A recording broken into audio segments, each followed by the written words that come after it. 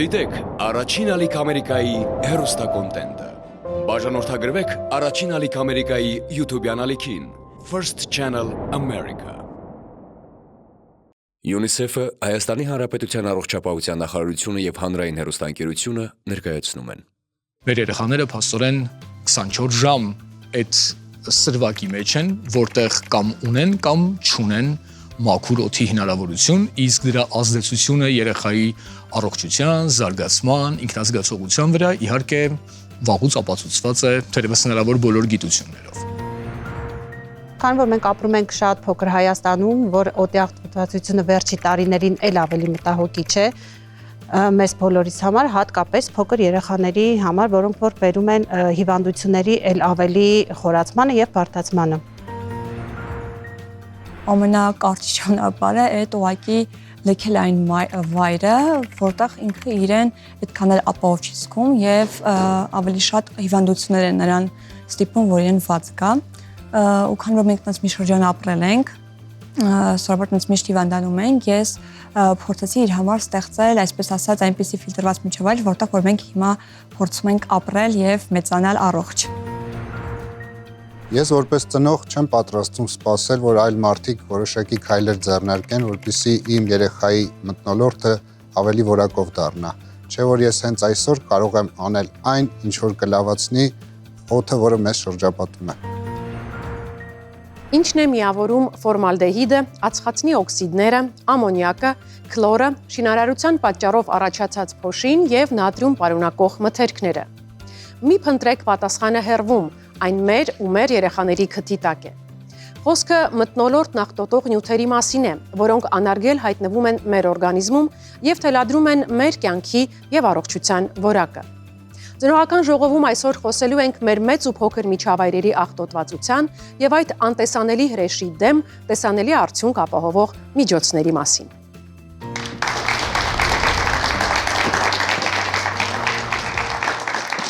Բարև ձեզ, հարգելի ծնողներ, շնորհակալ եմ շատ, որ ընդունել եք մեր հրավերը ու եկել եք խոսելու այսօր շատ կարևոր մի նյութի մասին։ Նախքան կսկսենք մեր քննարկումը, պետք է հիշեցնեմ, որ մեր զրույցին հետևում է Հայաստանի Հանրապետության շրջակա միջավայրի նախարարության հիդրոթերապևտաբանության եւ մոնիթորինգի կենտրոն ՊՕԱԿ-ի տնօրենի տեղակալ Գայանե Շահնազարյանը։ Զրույցի ընթացքում նա կմիանա մեզ, հնարավորություն կունենանք լսելու նաեւ փորձագետի մեկնաբանությունները։ Բայց նախ մեզ համար փորձենք սահմանել ինչ էկոլոգիական հիմնախնդիրներ կան, որ մեզ մտահոգում են որպես ծնող, խնդրեմ։ Ես եւ որպես ծնող անհանգստացած եմ եւ տան ներսի եւ տան դրսի օդի որակի համար, որովհետեւ երեխաները չեն զգում, թե ինչ միջավայրում են իրենք մեծանում, բայց մենք ծնողներս գոնե ինչ որ ինֆորմացիա ունենք եւ կարող ենք ազդել, որպեսզի իրենք ավելի առողջ մեծանան, չէ որ հենց այդ տարիքում է, որ օրգանիզմի ձևավորման մեջ դրվում են այն հիմքերը, որոնք որ 20, 30, 50 տարի հետո կանրադառնան իրենց մոտ որպես հիվանդություն կամ որպես առողջություն։ Եթե մենք փորձենք բաղդատել, հա, ջուր, սնունդ, օդ, եւ թերևս այն ամենը ինչ որ շրջապատում է մեզ, ամեն ինչն էլ կարծես որոշ իմաստով վախ է հարուցում, որովհետեւ մենք լսում ենք տարբեր տեսակի իրական ու հորինված պատմություններ, թե ինչով են պարարտացվում մշակվող հողերը, տարբեր պրոդուկտներ, ինչպես են ակետից բեկետ հասնում, բայց այս բոլորի կարծես ֆոնին թթվածինը, օդը միակ բանն է, որը եթե ջրի տեսանկյունից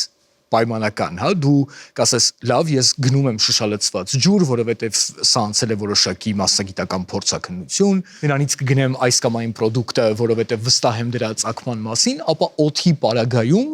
դա ամենուր է, լաբորատոր հետազոտություն է պետք որ հասկանալ։ Եվ ինչպես ես դու դա անելու ամեն օր։ Եվ մանավանդ որ մեր կյանքն էլ անընդհատ մենք ինչ-որ տեղաշարժերի մեջ ենք, գնում ես այստեղ, այնտեղ, ինչ-որ մեկը պասի կենսակերպ է վարում, մեկ ուրիշը ակտիվ, եւ այս տեսանկյունից իհարկե ժամանակ առ ժամանակ լինել ծնող եւ մտածել ես բոլորի մասին, զգում ես որ տագնապները վրա են հասնում։ Դու ուզում ես քո երեխային տալ լավագույնը, քեզ թվում է որ դու տալիս ես լավագույնը, բայց իրականում մեծ հարցականի նշանով։ Շատ լավ, ինչ նախանշաններից հասկանանք, որ մեր միջավայրը լինի տան ներսում, ինչպես ասացիք, կամ դրսում աղտոտված է։ Ձեզ համար որոնք են կարմիր դրոշակները, այսպես ասենք։ Քանի որ մենք ապրում ենք քաղաքում, Երևան քաղաքում եւ մեր շուրջ բոլորը անդադ շինարարություններ է, օրվա հատկապես օրվա երկրորդ կեսից սկսած օգտի աղտոտվածությունը շատ բարձր մակարդակի վրա է, որի ժամանակ մենք պետք է պարտավոր ենք դիմակներով դուրս գալ տանից, բայց ցավոք ոչ բոլորն են դա, իսկ երևի մեկ էլ առավոտ շատ շուտ մի փոքր օդը ավելի մաքուր է։ Քանի որ խոսեցինք շինարարության մասին եւ հասկանում ենք, որ մարդը եւ մարդու գործունեությունն է ամենաշատը ստեղծում միջավայրի աղտոտվածություն, փորձենք հասկանալ արդյոք մարզում ապրելու պարագայում մենք մի փոքր ավելի ապահովագրում ենք մեր ու մեր երեխային այս խնդիրներից գոնե լավ մաքուր օդ շնչելու իմաստով։ Իրականում, երբ որ Անուշը դիտարկեց Երևանի տարբերակը, ես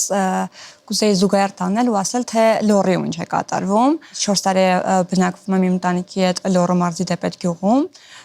Տղայիս ծնվելուց անմիջապես 10 օր հետո մենք տեղափոխվեցինք Դեպետ։ Ու տղայիս ինտենսիվ սուր շնչառական վարակները ինձ բերեցին, հասցրեցին նրան, որ ցավով եմ ասում, բայց այդքան էլ մեծ չէ տարբերությունը, որովհետև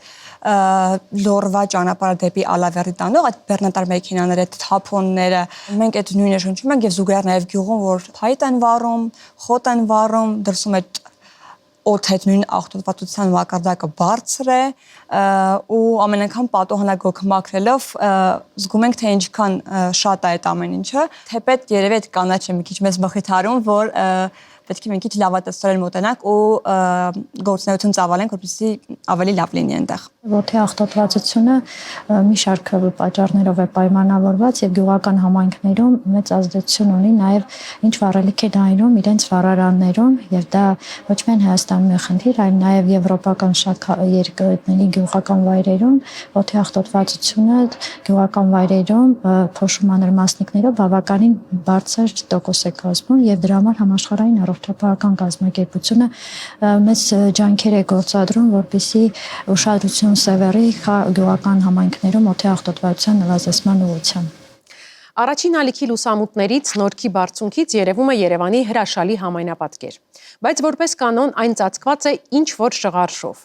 Ինչու եմ ասում ինչ-որ, քանի որ այդ տեսարանով հիացող իմ շատ գործընկերներ պնդում են, որ շղարշը մառախուղ է, իսկ ոմանք վստահ են, որ դա սմոգ է։ Այսօրինակ տարակարծությունների շարքից է նաև քննարկումն այն մասին, որ աղտոտված օդից փախչելու համար պետք է գնալ գյուղ։ Ինչն է այս ամենից միֆ եւ ինչն է իրականություն։ Հարցրել ենք մեր երկրի տարբեր անկյուններում բնակվող մարդկանց։ Սմոգի գոյացությունը հիմնականում լինում է եղանակային պայմանը 1 պլյուս օդի աղտոտվածությունը, ինչը որ ավտոներ, մեքենաներ, այդ բոլոր այդ գազերը, որ արտադրություններ, սմոգը դա է, իսկ մառախուղը դա ուղղակի եղանակային մի երևույթ է։ Եթե դա մենք թարգմանենք անգլերենից, նույն բանն է։ Սմոգը դա անգլերեն բառը fog եւ smoke բառերը միացել են իրար, այսինքն գործարաններից արտանետված այդ բոլոր արտանետումները Մեծ Բրիտանիայում խառնվել են մառախուղի հետ եւ Բրիտանիայում ստեղծվել է այդ բառը smoke։ Fog-ը դա մառախուղն է, սովորական մառախուղն է, բնականաբար դրանք տարբեր բաներ են։ Ինձ թվում է նույնն է։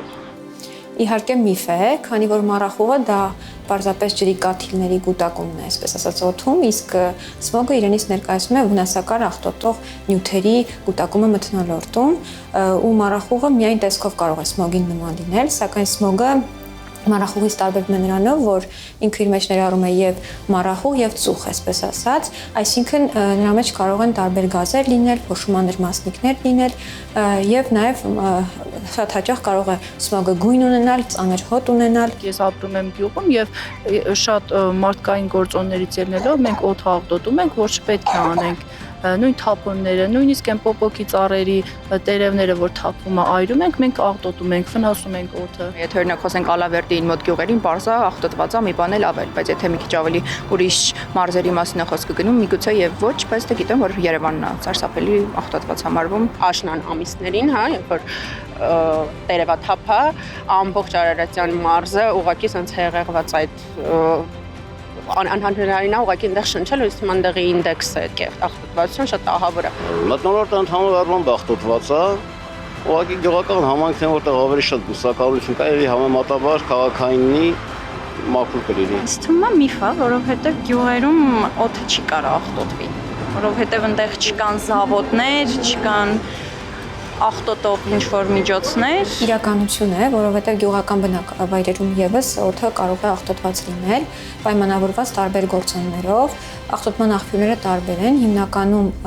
տնային տնտեսություններում վառելիքի այրումն է, գյուղատնտեսական արտանետումներն են, այն վայրերում, որտեղ արդյունաբերություն գործարաններ կան, դրանք կարող են պատճառ հանդիսանալ, աղբի այրումը ընդհանուր առմամբ կարող է անտառային հրդեհները։ Մենք արդեն ձևակերպեցինք մեր ծնողական մտահոգությունները էկոլոգիայի հետ կապված եւ մասնավորապես օդի հետ կապված եւ հիմա ճիշտ ժամանակն է լսելու մասնագիտական մեկնաբանություններ։ Եվ այսօր մեզ հյուր է եկել Հայաստանի Հանրապետության շրջակա միջավայրի նախարարության հիդրոթերապևտաբանության եւ մոնիթորինգի կենտրոն ՊՕԱԿ-ի տնօրենի տեղակալ Գայանե Շահնազարյանը։ Ես տեղափոխվեմ հյուրին դիմավորելու։ Համեցեք։ Բարև ձեզ, շնորհակալություն, որ ընդունել եք մեր հրավերը այս կարևոր թեմայի մասին խոսելու համար։ Որոնք են այն գործոնները, որ առավել մեծ ազդեցություն ունեն էկոլոգիական միջավայրի եւ մասնավորապես օդի հետ կապված փոփոխությունների վրա։ Եթե խոսենք Երևան քաղաքի օդի աղտոտվածության մասին, ապա հիմնականում օդի աղտոտվածությունը ձևավորվում է տրանսպորտային արտանետումների, շինարարությունից, քաղաքի շուրջ գոյություն ունեցող բաց մետաղական, ոչ մետաղական հանքարդյունաբերական կենտրոններից եւ իհարկե շատ մեծ կարևոր նշանակություն ունի այգիների պակասը, որը իրականում հանդիսանում է զտող գործիք, զտող միջոց այդ օդի աղտոտվածությունը նվազեցնելու համար։ Եվ այդ բոլորի ազդեցություն միաժամանակ ձևավորում է այն, ինչ որ մենք ունենք։ Ուզում եմ նշեմ նաեւ, որ Երևան քաղաքում օդի աղտոտվածության վրա հատկապես ձմռան շրջանում էական ազդեցություն է ունենում նաև բնակլիմայական պայմանները, որի արդյունքում մենք ունենում ենք օդի աղտոտվածության խտացում։ Օդի ինվերսիայի պատճառով սառոթի կուտակում է տեղի ունենում եւ դա չի թողնում, որ Երևանից օդը դուրս գա եւ մաքրվի, ինչի հետևանքով տեղի ունենում օդի աղտոտվածության կուտակում եւ ավելացում։ Մինչ այս պահը կարծես թե խոսում ենք գլոբալ գործոնների մասին, հիմա առաջարկում եմ տեղափոխվենք տուն ու բնակարան եւ խոսենք այն միկրոմիջավայրի մասին, որում ապրում ենք, այն օդի մասին, որ շնչում ենք եւ դա անելու համար առաջարկում եմ ձեզ տեղափոխվենք մեր տաղավարի այն հատված, որտեղ մեզ սպասում են ծնողները։ Համեցեք։ Հիմա պարզաբանումների եւս մեկ չափաբաժին է մեզ սպասվում, բայց որպեսզի այս տագնապ առաջացնող թեման մի փոքր ուրախ ընթացք ունենա, առաջարկում եմ խաղ խաղալ։ Ինչ ենք անելու։ Դուք ունեք ցուցանակներ այո եւ ոչ գրություններով։ Ես կընթերցեմ պնդումներ, դուք կպատասխանեք ձեր տեղեկացվածության եւ ձեր խղճի մտոք, այսպես ասենք, եւ մասնագետը Տիկին Շահնազարյանը կմեկնաբանի։ Եվ այսպես մեր առաջին պնդումն այսպիսին է. Երկրորդային ծուխը ծխելիս արտազատվող ծխի ու ծխողի արտաշնչող ծխի խառնուրդն է։ Ճիշտ է պնդումը, որ հատկապես փակ տարածքներում օդ ներթափանցած երկրորդային ծուխը շնչում են անխտիր բոլորը։ Այստեղ երկու կարծիք չկա, բայց մեկնաբանություն ուզում ենք լսել ձեզնից։ Իհարկե երկրորդային ծուխը, ծխախոտի ծուխը շատ վտանգավոր է, հատկապես երեխաների համար, ու ցավալի է այսօր Հայաստանում ինֆորմացիայի այսպիսի տարափի պայմաններում, երբ որ համաշխարհային առողջապահական կազմակերպությունը տարեկան հրապարակում է ծխախոտի ծխից մահացությունների հետևանքների մասին, բայց մեր ընտանիքներում դեռևս կան շատ ընտանիքներ, որտեղ տան տղամարդիկ, դա լինեն հայրերը, պապիկները, հորեղբայրները, մորեղբայրները երեխաների կողքին ծխում են վտանգելով երեխաների առողջությունը։ Էլ չեմ ասում մնացած մարդկանց, բայց հատկապես երեխաների նկատմամբ այդ պատասխանատվության մակարդակը էականորեն ցածր է այսօր մեր իրականության մեջ։ Համարում եք ճիշտ պնդումը, որ կենցաղային քիմիայի նյութերը կարող են կուտակվել տան օդում, հատկապես եթե դրանք օգտագործվում են փակ տարածքներում կամ երբ բավարար օդափոխություն չի իրականացվում։ Այո։ Կենցաղային քիմիա չօգտագործել չենք կարող, ինչպես դա ճիշտ անենք, չաղտոտելու մեր բնակարանների օդը։ Կենցաղային քիմիան ցավոք սրտի այսօր շատ մեծ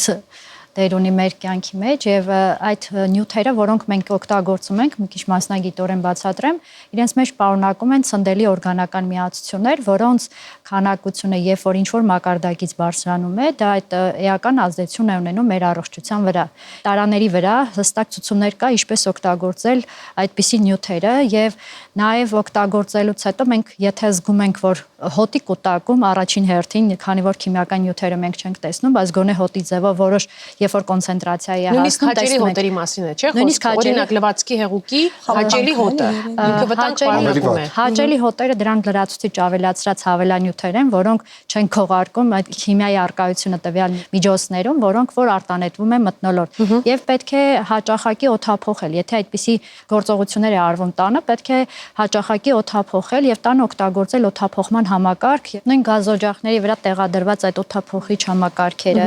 նույնիսկ համաշխարհային առողջապահական կազմակերպությունը ցուցումներ ունի, թե ինչպես ճաշ եփել, որպեսզի քիչ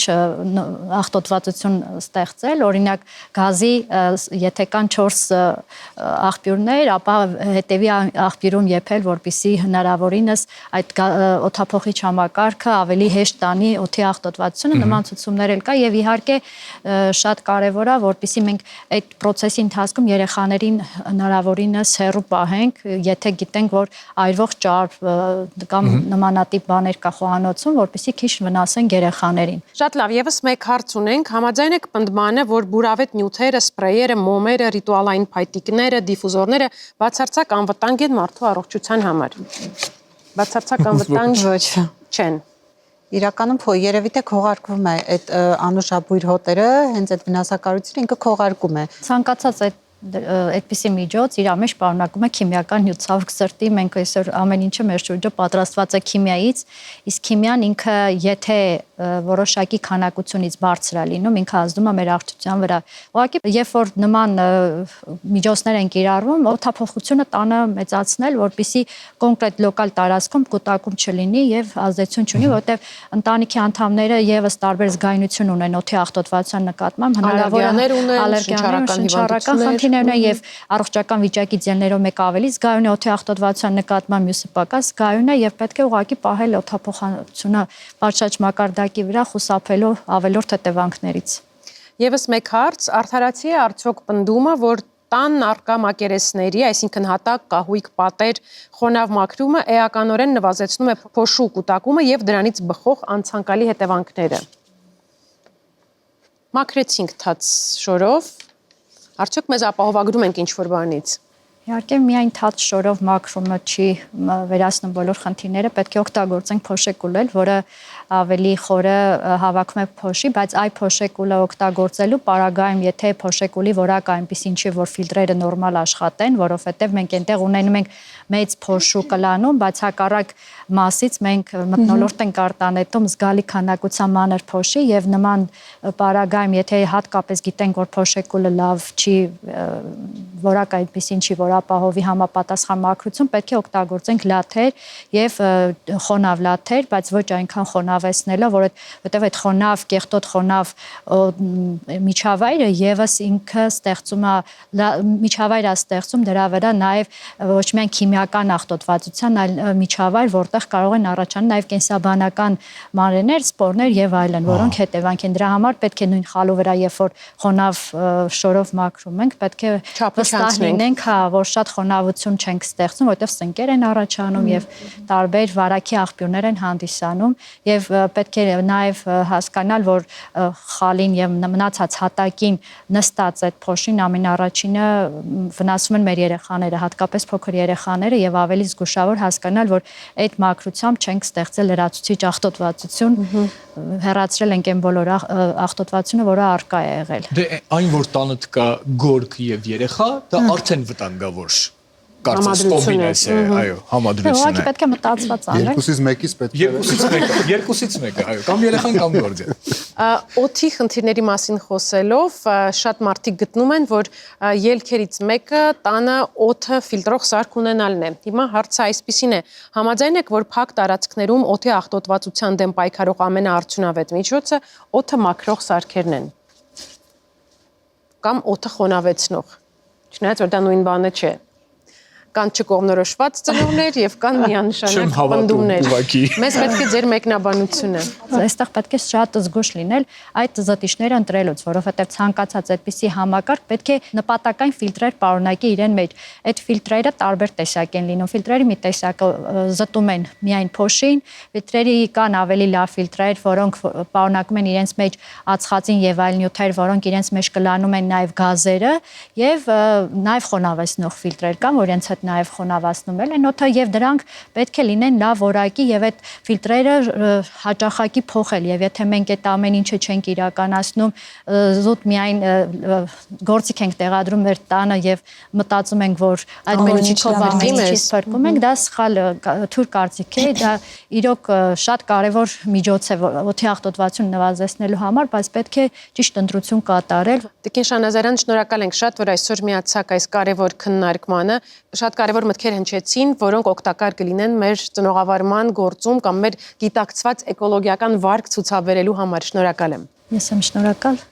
2023 թվականի տվյալներով վերջին 5 տարում Հայաստանում օդի աղտոտվածության ցուցանիշը բարձրացել է 15%-ով։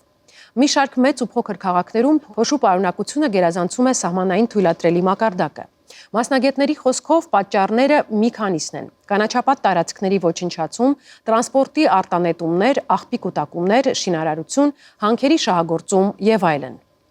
Արդյոք սա նշանակում է, որ շինարարական հրապարակներից եւ ավտոմեքենաների կուտակումներից հեռու գտնվող բնակավայրերում մթնոլորտային աղտոտման մակարդակը էականորեն ցածր է։ Սա հասկանալու համար իրականացրել ենք համեմատական փորձարկում։ Դիտեք ուշադիր։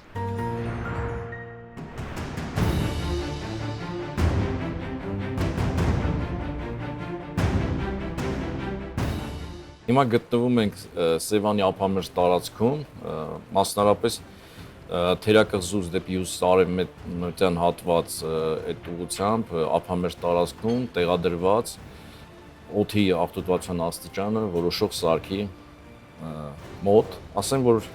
օգտվում ենք IQ Air on-line հարթակից եւ հիմա դիտում ենք, նայում ենք թե տվյալը ինչ է 39 է։ Սա նշանակում է որ օդը մաքուր է, բայց եթե նայում ենք արխիվային տեղեկատվությունը վերջին օրերին ինչ ուրեմն մեծություններ են գրանցված, ապա կտեսնենք որ անցած ուրբաթ օրը, շաբաթ, կիրակի եւ երկուշաբթի օրը միջինը 52-ից 61 ցուցանիշ է գրանցվել։ Սա նշանակում է որ տվյալ տարածքում եւս կա խնդիր օդի աղտոտվածության մասով եւ ենթադրում եմ որ խնդիրներից ամենաայսպես լուրջը Ծովագյուղի հատվածում գործող ասֆալտի գործարան է եւ Ձկնագետի հատվածում գործող ավազի եւ շիբինի հանքա տարածքը։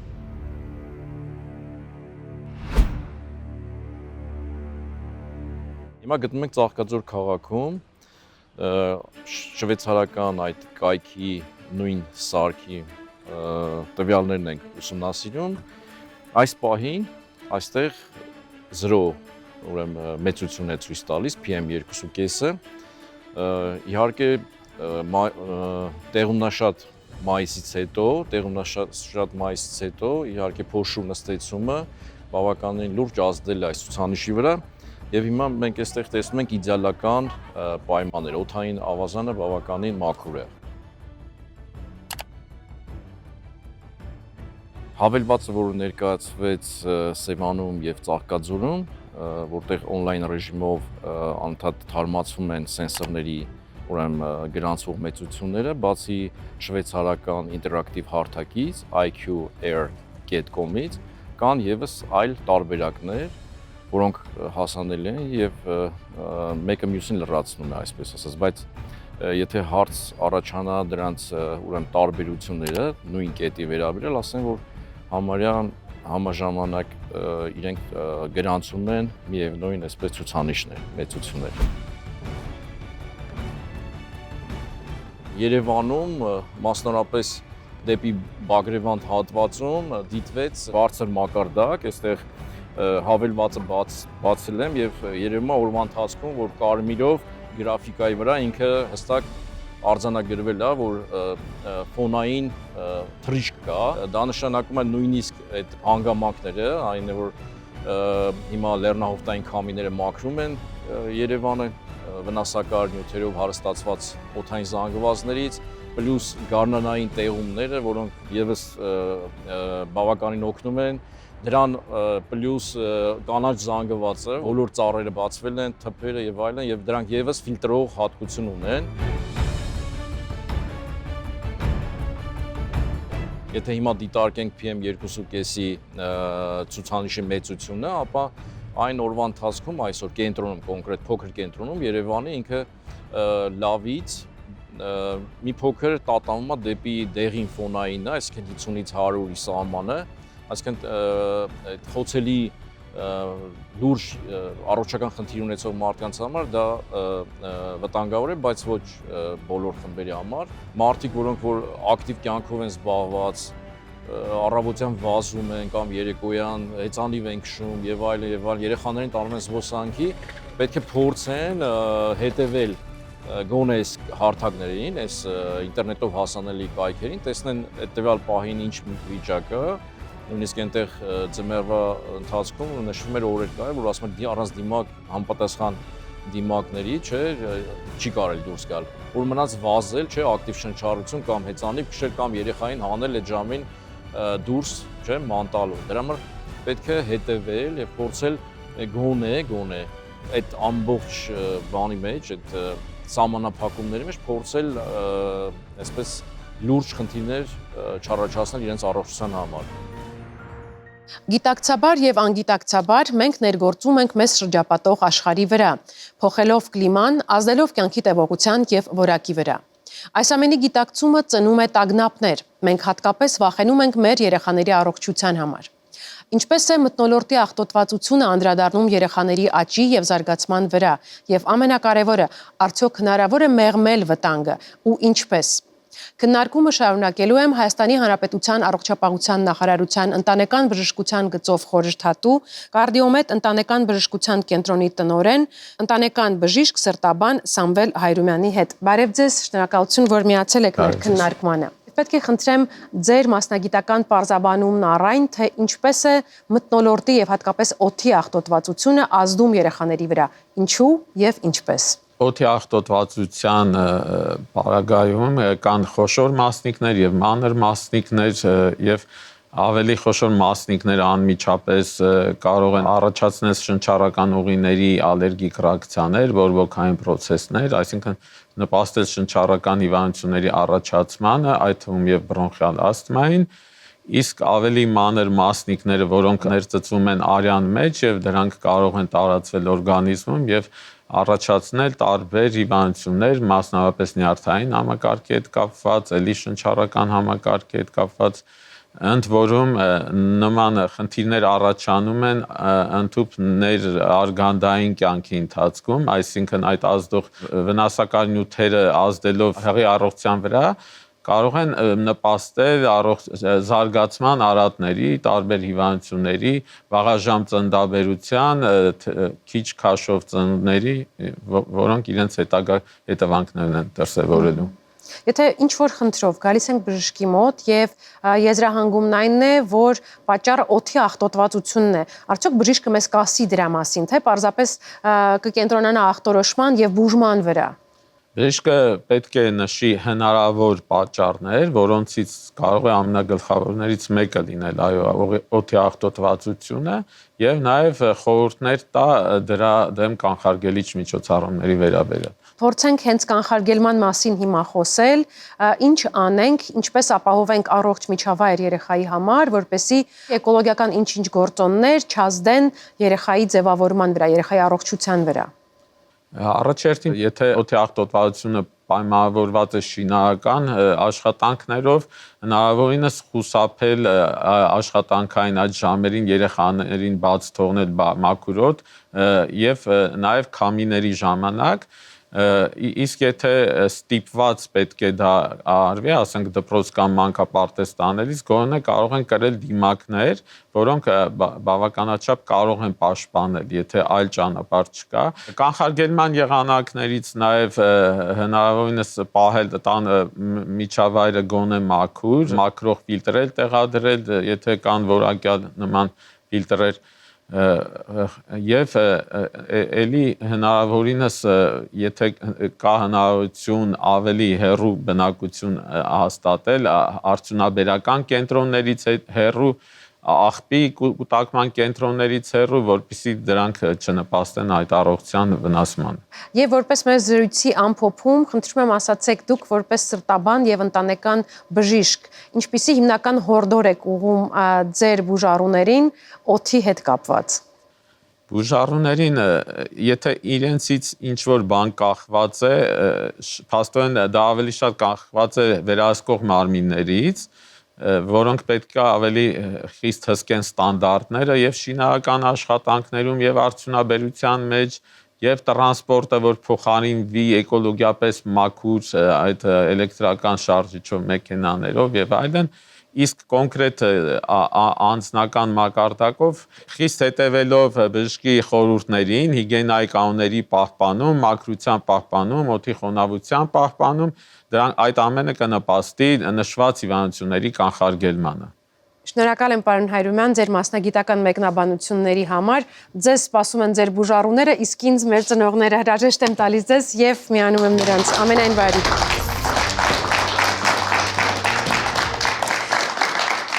Սիրելիներ, ամփոփելով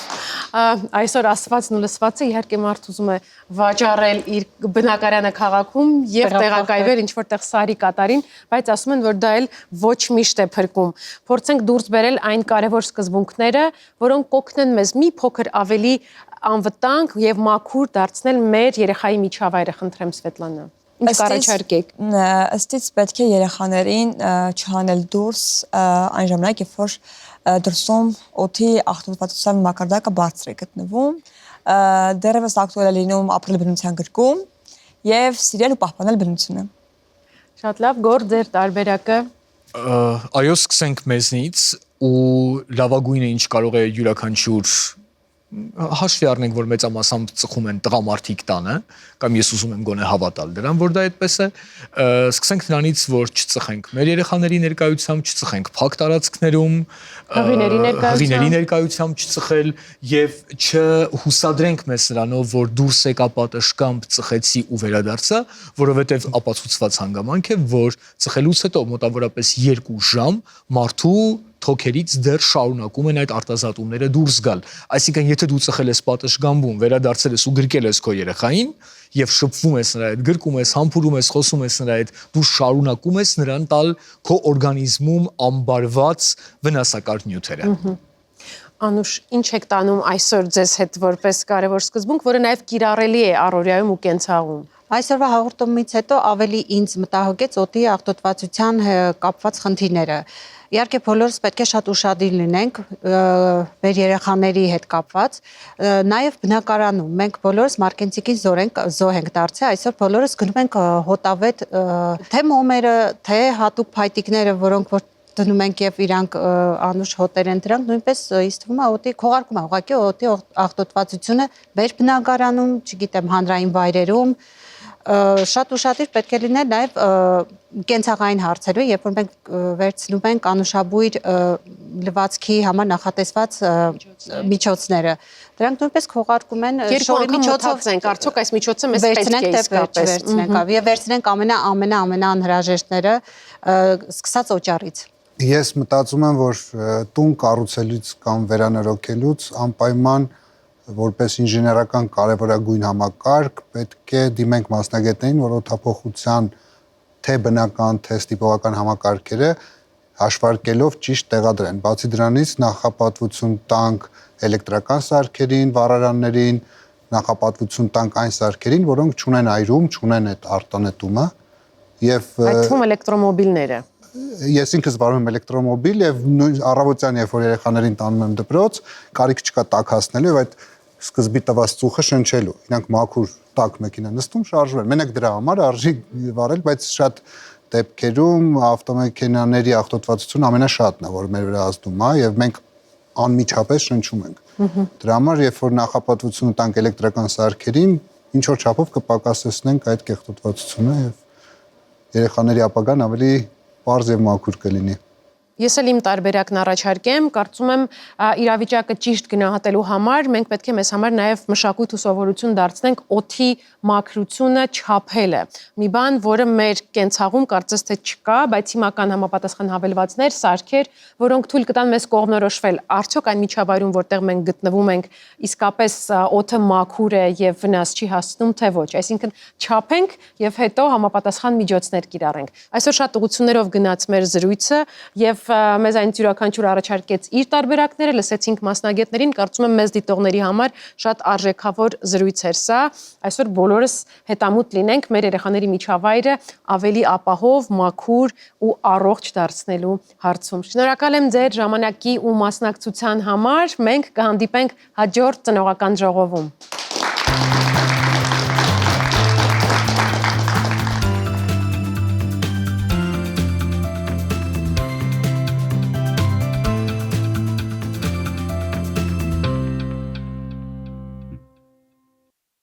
Դիտեք առաջին ալիք Ամերիկայի հեռուստակոնտենտը։